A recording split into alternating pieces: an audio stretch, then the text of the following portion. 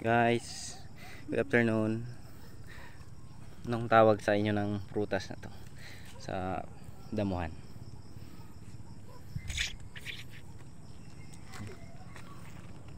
Sarap. Diyan at papa.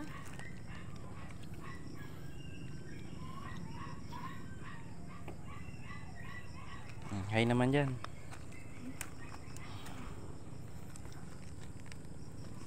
Harap tayong hinog. Magkuha ka kaya nito bukas, papa. Natikimin mo sila lula. Hindi na kami nito nakuha, baka may ahas. Pag sa damuhan, huwag kang magpapara. Pilig. Malinis naman.